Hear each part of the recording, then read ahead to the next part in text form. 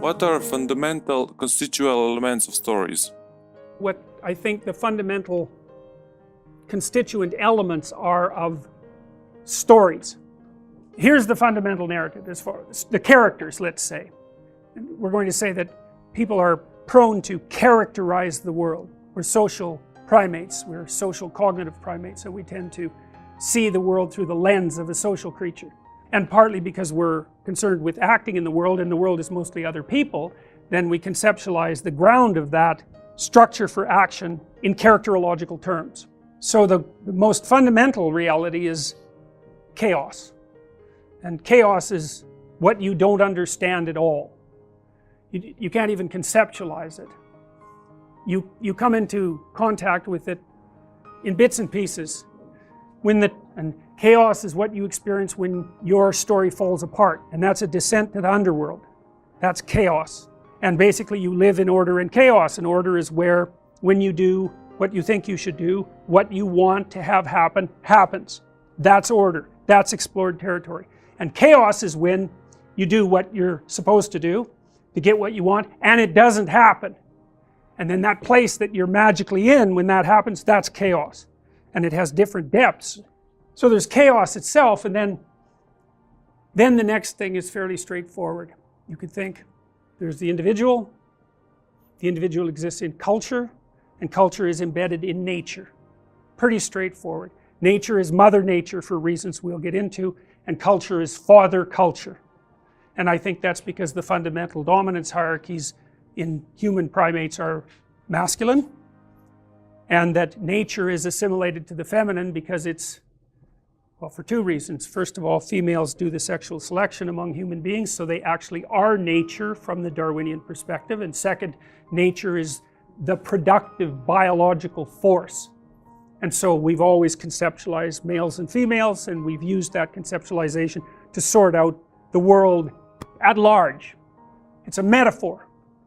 But it's not just a metaphor, you know, it's reasonable to consider culture as a judgmental father. It's really reasonable because, you know, you have a group of people around you, some friends, some people that watch you work, some judges, and that stretches across a very long expanse of time, and those people as an aggregate make an entity that is judging your reputation constantly.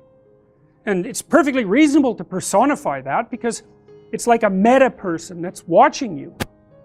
And so it's a useful metaphor. There's a meta person that's watching you. Well, yeah, there is, obviously. Now, you could say, well, that's not real. It's like, it's not real the way a scientific truth is real. It's a different kind of real. Well, nature has two elements. It's destructive and creative.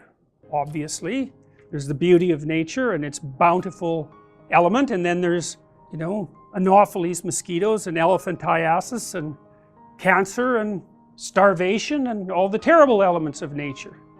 And then there's culture, and culture is tyrannical because you have to shape yourself, involuntarily even, to get along with other people. You sacrifice a lot of yourself and develop yourself, but you sacrifice a lot of yourself in that endeavor, right? We have to kind of average ourselves out in order to live together, and some societies are more tyrannical than others, but there's always a tyrannical element. You see that at university, you know, you guys know that to some degree, this is such a big place, it's easy to feel like a number here, and that whether or not you're here or not doesn't matter. The institution doesn't care.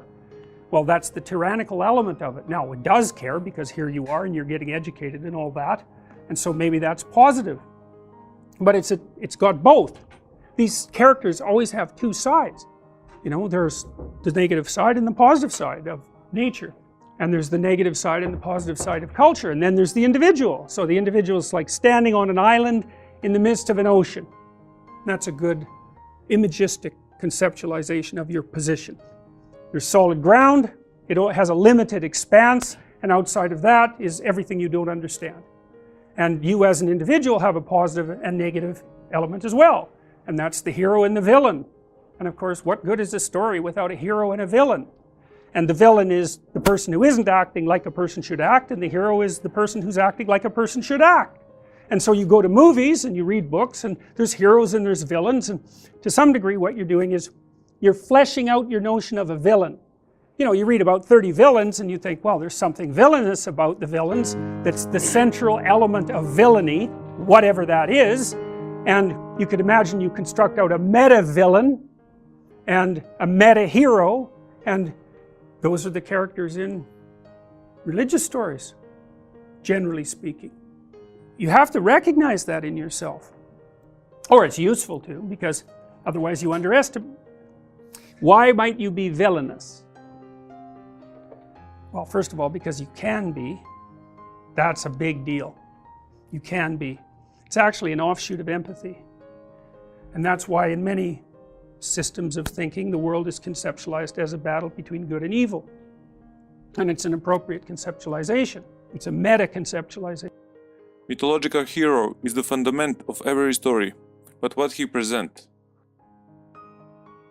One way of conceptualizing yourself is not as order and not as chaos, but as the thing that traverses between the two domains, and that I would say is the mythological hero.